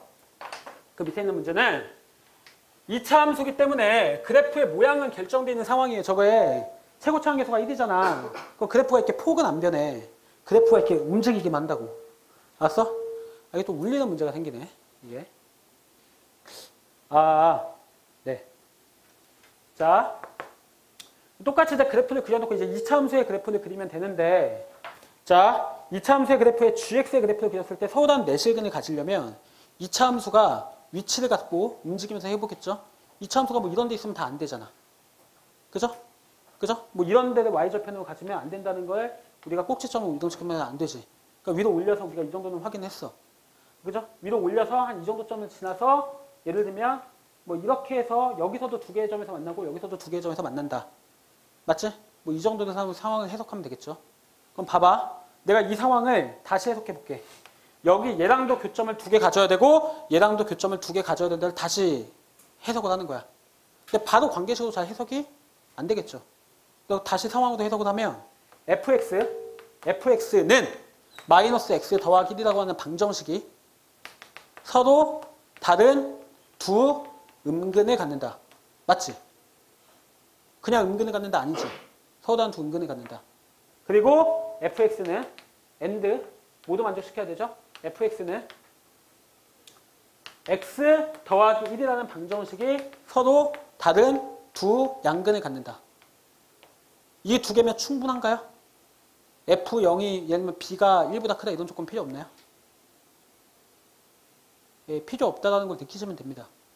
이거 두 개도 충분하죠. 맞죠? 예, 그걸 느끼고 걔는 보장되어 있으니까 굳이 관계식을 쓸데없이 더 쓸 필요가 없다. 그죠? 뭐 이 정도도 그냥 이해하시면 될 것 같고, 방금 제가 상황 2를 통해서 중심 문자 설정하고 한 점에서 관찰하고 상황을 고정시켜놓고 관찰하고 기납적으로 확장하는 과정을 보여줬으니까 이거 계속 할 겁니다. 알겠어요? 자, 넘어갑니다. 자, 거의 다 했는데 이제 개념은 거의 다 일단 첫 번째 개념은 거의 다 했는데 그 문제를 통해서 좀 적용할 거야. 자, 분할적 사고와 분할의 기준 여기까지 하고 아니에요. 네, 일단 계속 할게요. 자, 야 지금 너무 힘든 상황 없지? 괜찮지? 응. 화장실 가야 되는 사람 있어요? 있어요? 화장실? 잠깐만. 잠깐. 내가 그게 있어. 그게 뭐냐면 화장실 있잖아. 좀 참잖아. 그러면 나중에 참다가 갔을 때 굉장한 쾌감을 느낄 수가 있어. 근데 이거 좀 웃으라고 한 얘기가 아니고 제가 실제로 그 멘탈이 붕괴될 때가 있거든요. 저도 이제 인간이니까 멘탈 붕괴될 때 있지 않습니까? 삶의 무게가 있으니까, 그죠? 이제 아빠로서 뭐 가장으로서 삶의 무게도 있고, 저 개인적으로도 삶의 무게가 있으니까, 저 굉장히 그 멘탈이 좀 많이 흔들릴 때, 그때 뭐 하냐면 화장실을 참아요. 다음에 뭐 해봐. 인생이 막 수능 때도 되게 고달퍼. 이러면 그러니까 많이 먹고 화장실이 없는 어떤 곳에 가. 제가 걸어갔다 한번 와봐. 그러면 이제 굉장히 힘든 시간들이 한 30분, 1시간이 지속되면 인생의 다른 문제들이 문제처럼 안 느껴져. 농담하는 게 아니고 진짜 한번 해보세요. 예. 자, 일단 이것만 하고 내가 보내줄게. 자, 분할적 사고인데, 자, 아까도 말씀드렸더니 분할적 사고는 뭐죠? 분할적 사고는? 한 번에 여러 가지 기준을 동시에 적용하는 게 아니라고 했지. 특히 우리가 지금 봐야 되는 게 이제 함수야, 함수. 함수의 그래프의 개형을 추적하고 생각할 때 한 번에 여러 가지 기준을 동시에 적용해서 생각하는 게 아니라 다음의 기준이 내가 교과서에서 찾아낸 함수의 그래프가 달라지는 어떤 논리적인 기준점들이니까 이 기준점들을 갖고서 논리적 사고를 하라는 얘기입니다. 경우에서도 똑같죠. 경우에서도 문제를 풀 때 이런 기준으로 문제를 풀면 문제가 되게 풀리긴 풀려도 되게 복잡하고, 근데 또 다른 기준으로 문제 풀면 되게 간단하게 풀리기도 하지. 수학도 똑같아. 만약에 지금 내 6가지 정도의 기준을 정해줬는데 그 중에서 처음에 개형을 통해서 분할한다고 생각을 했는데 막 그렇게 풀니까 되게 힘들게 풀려. 근데 어떤 애가 야 이거 연속 아니면 부연속인데 부연속 안 되니까 연속이네 막 이러면서 문제를 푸는데 되게 간단하게 풀려. 좌절할 필요가 없어. 걔도 운 좋게 맞은 거야. 알았어? 그러니까 예를 들면 너희들이 그것들을 통제하면서 맞추려면 이런 느낌들을 다 갖고 있고 문제를 풀면서 이렇게 푸니까 좀 복잡한데 다른 기준을 먼저 한번 적용해볼까? 뭐 이러면서 어떤 애가 풀었으면 걔는 진짜 잘하는 게 맞는데, 어떤 애가 야 이거 연속성 먼저 해갖고 하는 거지 당연히. 이렇게 하면 걔는 또 다른 상황을 설정하면 걔는 또 거기서 되게 돌아가고 네가 또 빨리 풀 수도 있어. 알겠어? 그러니까 이 정도의 기준이 있다라는 걸 먼저 좀 인지를 하시고 기억을 하셔야 돼요. 자, 첫 번째는 뭐냐면 한 번에 여러 개의 기준을 동시에 적용하는 게 아닙니다. 자, 개형에 의한 분할입니다. 보통은 최고차항이 부호인데 3차 함수를 예를 들면 크게 이런 경우와 이런 경우도 분할하는 거예요. 뭐 여기서 선생님 이런 경우도 있잖아. 이런 얘기 하시지 마세요. 알겠죠? 이게 아니죠. 그건 또 다른 기준이죠. 그죠? 다른 기준이고 이런 경우 마지막에 증가로 끝나는 경우와 마지막에 감소로 끝나는 경우 두 가지가 있다. 초월함수 똑같습니다. 초월함수는 무조건 다항함수 섞여요. 안 섞이고 문제를 내기가 굉장히 어려워. 일단 방정식도 안 풀리고 초월함수만 갖고 문제 내면 잘 안 풀립니다. 무조건 뭐 다항식이랑 합성하든 다항식을 곱하든 나누든 뭔가 있어. 알았어? 그러니까 걔들도 마찬가지야. 이과도. 알았어? 크게는 개형에 의한 분할이 있습니다. 3차 함수 예를 들면 이렇게 두 가지로 상황을 분할하는 거죠. 알았죠? 이거 아니면 이거야. 이거 안 되네? 근데 이것도 되고 이것도 돼. 그럼 빨리 다른 기준을 찾는 게 좋아. 알았어? 너무 케이스가 많잖아, 그 안에서. 다른 기준으로 먼저 상황을 줄여야 될 거 아니야. 알겠어? 자, 두 번째. 증가와 감소에 의한 분할입니다. 증가와 감소는요, 고등학교에서 한 점에서 논하는 거지, 그래프 전체에서 논하는 게 아닙니다. 물론 이제 그래프 전체에서 뭐 역함수가 존재할 때 증가함수다, 뭐 이런 경우도 있지만, 그런 경우는 그냥 우리가 다 그냥 하나의 상황으로 기억하고 있는 거고, 우리가 논리를 적용할 때는 증가와 감소는 한 점에서 논하는 거야. 한 점에서 증가하고 있거나, 그 점을 포함한 그 근방에서 증가하고 있거나, 감소하고 있거나, 아니면 극점이거나 셋 중에 하나입니다. 변곡점, 이과는, 문과도 변곡점 알아야 된다고 저는 봅니다. 변곡점은 알아야 돼요, 문과도. 작년 6월 20번에서 아마 낚였죠. 예, 변곡점 정도 아셔야 되는데. 자, 예, 변곡점은 또 다른 기준이죠. 그거는 같은 기준으로 보시면 안 되고요. 자, 증가와 감소의 분할은 또 이렇게 분할하는 거야. 상황이 딱 있는데 어떤 함수가 1,1을 지나. 예를 들면 1,2를 지나. 근데 거기에서 1,2에서 증가하고 있거나 그 점 근처에서만, 전체적인 그래프에는 관심이 없어. 알았어?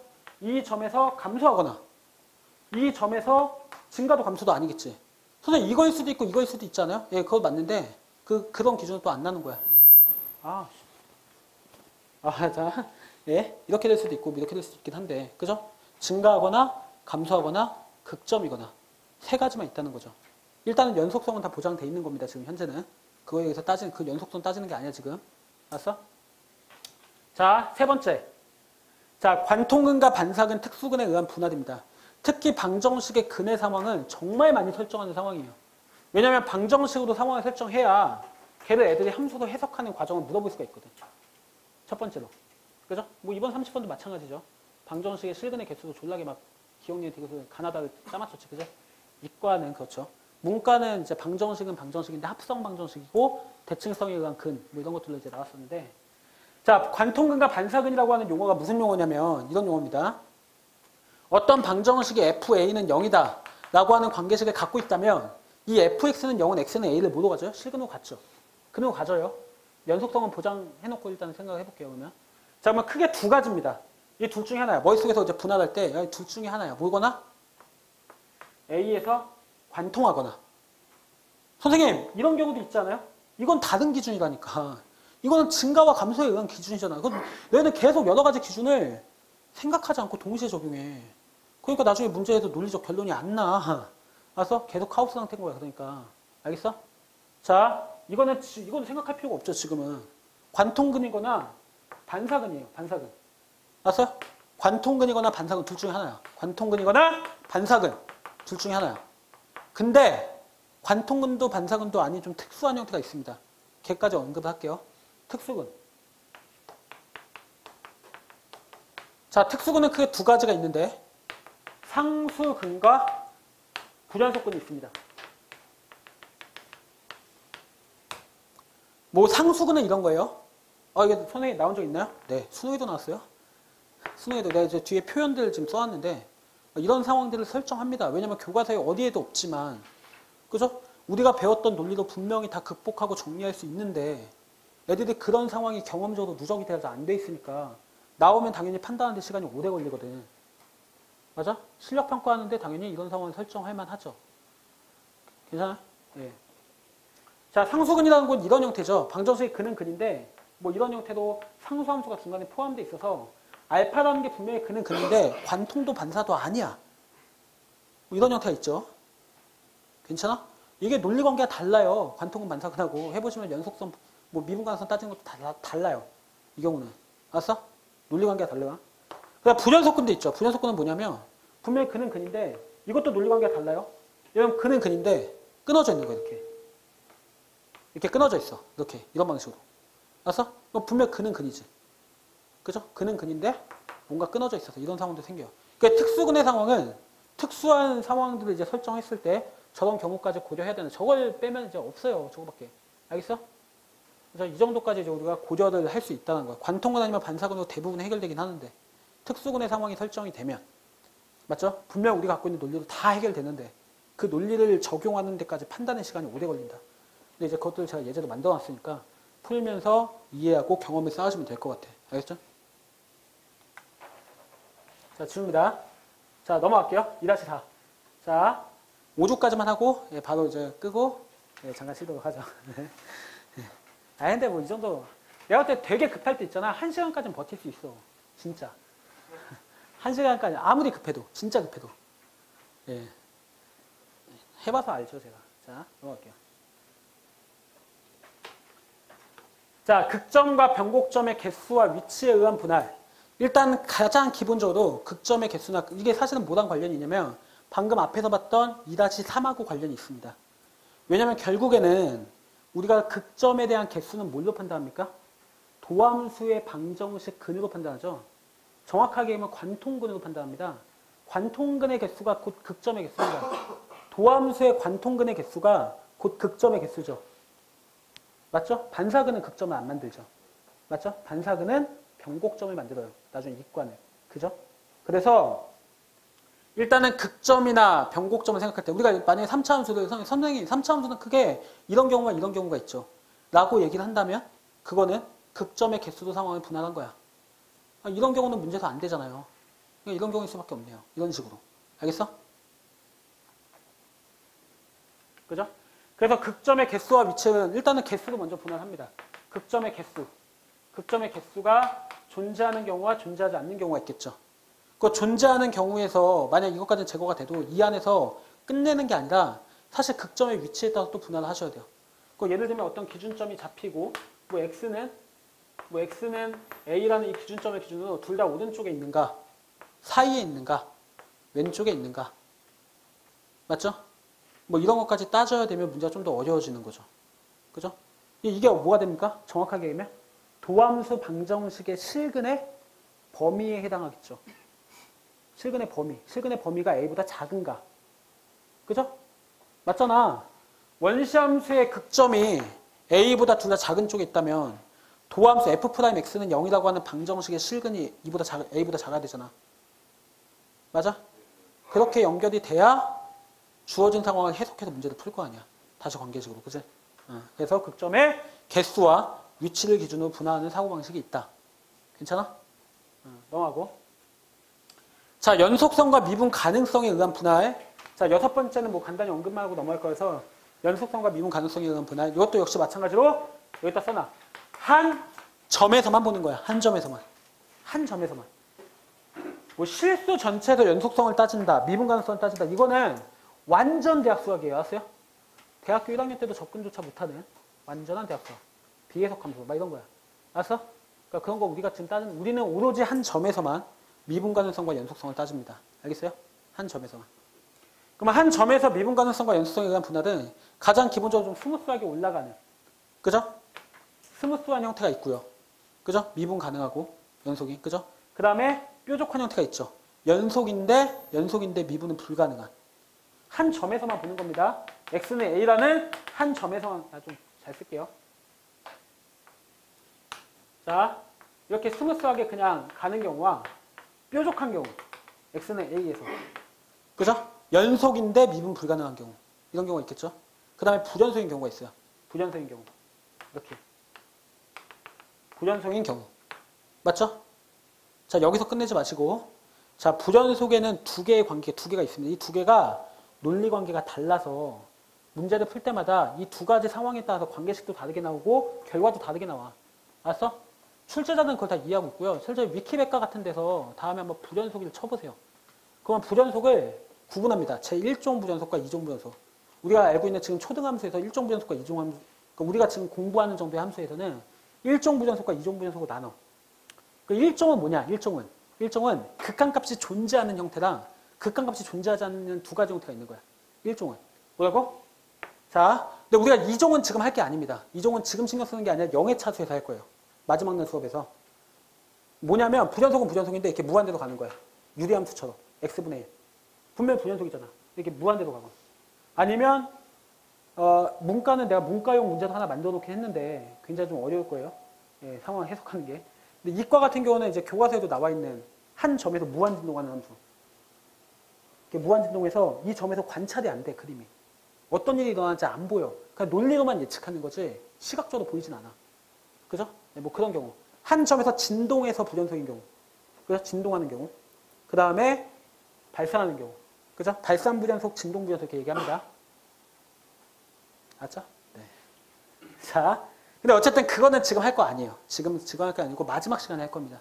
마지막 시간에 할 거고, 이렇게 만약 부전속이라면 크게 두 가지 형태가 있다고요. 극한값은 존재하는데 부전속인 경우가 있고요. 굉장히 중요합니다, 이거. 극한값은 존재하는데 부전속인 경우.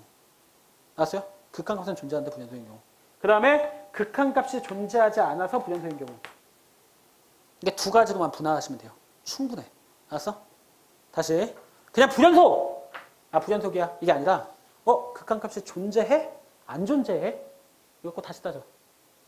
알았어? 그래야지 너희들이 추상적으로, 케이스 만화가 아니라, 존재할 수밖에 없구나. 구체적인 결론으로 해석이 된다는 얘기야. 알겠어? 존재하는 경우와, 너 저번 시간에도 오지 않았냐? 저번 시간에도, 아니, 너 말고 너 뒤에. 저번 시간에 오지 않았어? 너. 아니야?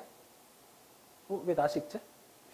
자, 괜찮아요? 뭐 이 정도 이제 우리가 상황으로 해석할 수 있다. 미분 가능하거나, 연속인데 미분 불가능하거나, 부전속이라면 극한값이 존재하거나 존재하지 않거나, 한 점에서만. 알았어? 자, 그리고 마지막 샵 2-6이 옛날부터 많이 했던 건데, 함수값의 위치에 의한 분할. 위치에 의한 분할. 함수값의 위치에 의한 분할. 함수값의 위치가 예를 들면 F1이 1,F1이 이 F1이라는 값이 어떤 특정한 네가 기준점을 잡아서 걔보다 위에 있거나 딱 거기 있거나 걔보다 밑에 있거나. 알겠어? 어떤 기준점을 잡아서 Y는 K를 잡아놓고 걔보다 X는 1에서 예를 들면 밑에 있거나 여기 있거나 위에 있거나. 맞죠? 이 정도 6가지 기준은 연습해야 돼. 야, 우리 질문이 좀 바뀌어야 돼. 지금 제가 솔직히 카톡을 한 700 몇 개가 쌓여있는 상태에서 읽기가 무섭잖아요. 그죠? 클릭하는 순간 답장을 해줘야 되는데 이게 무섭잖아.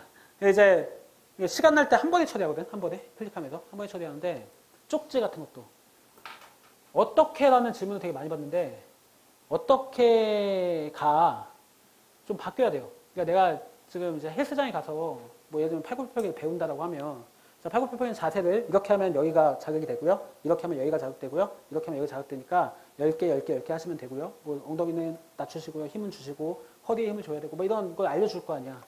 그것들 맞춰서 하려고 노력을 해야 되겠지. 근데 그 다음에 그거 알려주고 나서 그걸 좀 할 줄 알아. 그건 다시 와서 또 질문해. 근데 팔굽혀펴기 100개 하려면 어떻게 해야 돼요? 여기서부터 이제 어떻게가 아니야. 알았어? 니네 킬러 문제 풀 때 스트레스 받지? 나는 안 받을 것 같아. 저도 받아요. 저에서 킬러 문제 풀 때, 그러니까 킬러 문제를 한두 문제 풀 때는 안 받죠. 저도 저는 이제 감수를 보거든요. 그러니까 문제가 이제 오면은 그 문제에 대한 값어치를 매기는 이제 이런 일들도 같이 하고 있기 때문에, 그러면 킬러 문제가 한 50문제 올 거 아니야. 풀기 졸라 싫어요. 니랑 비슷해. 다 계산하고 해봐야 되는데 오류라도 하나 있으면 문제 안 풀릴 거 아니야. 안 풀리면 나도 짜증나잖아. 근데 오류야 이러면 니네 짜증날 거 아니야. 나도 짜증나. 그럼 어떻게 하냐, 저는 그 책을 뽑아와서 들어요. 들고서 거기 이제 양천공원이라고 있거든. 그 공원을 돕니다. 그래서 저희 목동에 와서 이제 양천공원을 보시면 항상 돌고 있는 사람이 있어요. 저예요. 왜냐면 앉아서 하면 너무 스트레스 받아. 힘들어. 나도 힘들어. 그래서 이제 처음에 펜 안 대고 그냥 읽어. 오류 없는지. 읽고 해설지 읽어. 읽으면서 좀 뭔가 오류가 있으면 거기서만 좀 펜을 대야 되나 체크하면서 거기서 한 2-3시간 돕니다. 그냥 그렇게. 그래서 저도 힘들어요. 똑같아. 팔굽혀펴기 뭐 50개 하면 안 힘든 사람 있습니까? 운동을 굉장히 잘하는 사람은 안 힘들겠지만 다 힘들어. 똑같이 힘들어. 중요한 건 뭐냐면 킬러 문제를 풀면서 뇌에 자극을 받잖아. 힘들지. 스트레스 받지. 이거 하면서 팔이 아프지. 스트레스 받지. 똑같은 거야. 거기서 근력이 늘어나는 것처럼 여기서 상호력이 늘어나는 거거든.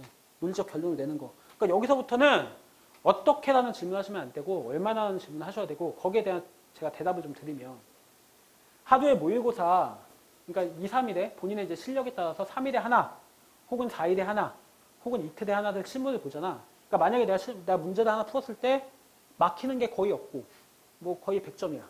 이런 상황. 그리고 이제 한 문제 정도 약간 좀 이제 이래. 그러면 하루에 하나 풀어도 괜찮아. 근데 내가 막히는 게 3개 이상이야. 그러면 하루에 하나 풀면 공부 나중에 포기하게 되니까 계속 쌓이고. 알았어? 그러니까 그런 사람들은 한 이틀에 한 개, 3일에 한 개 이렇게 푸셔야 되고. 막히는 게 한 5문제 이상이야. 일주일에 한 개 풀어도 괜찮아. 알겠어? 그러니까 문제를 풀고 나서 책상에 앞에 있는 시간에는 너희들이 한 문제당 고민하는 시간을 어느 정도 제한시켜놓고 그러니까 나머지 시간들에서 좀 킬러 문제를 잘라서 그 문제에 대해서 내가 어떤 논리적 결론이 안 나면 그거 문제가 외워질 때까지 보는 게 제일 좋거든. 맞아? 그래서 좀 공부하는 시간 말고 스스로 좀 쉰다고 생각하는 시간도 있잖아. 특히 이제 체력 관리도 중요하기 때문에 운동을 좀 어느 정도 한다고 생각을 하면 운동하면 무조건 이득이에요. 손해 절대 아니거든요. 무조건 이득이야. 알았어? 니네가 못 보는 게 있어. 알았어? 운동을 좀 하는 게 좋아. 그래서 잘라서 들고 다니면서 그걸 읽고서 머릿속으로 계속 사고 실험을 하는 거야. 거기서 뭔가 내가 써야 된다고 생각할 때만 쓰고. 알겠어? 뭐 그렇게 해서 그러니까 지금 좀 이과 같은 경우는 수학이 되게 중요하잖아요. 문과 같은 경우는 제가 이번에 저희 학원에 있는 애들이 거의 다 96점이거든요. 그러니까 문과 수학에서. 그러니까 걔네들이 100점을 맞았을 때와 96점을 맞았을 때 한강의 흐름님이 그 주신 그 표에다가 넣어보면 대학 극간이 중앙대에서 고대로 확 뛰어. 그러더라고. 넣어보니까. 그러니까 이제 문과에서 이제 뭐 그런 정도의 위치에 있는 학생들이라면 그 남은 시간도 있잖아. 공부 외에 차투리 시간에. 그죠? 예, 딴 거 하지 마시고 그냥 그거 하나 잘라서 움직이면서 계속 읽으면서 생각하세요.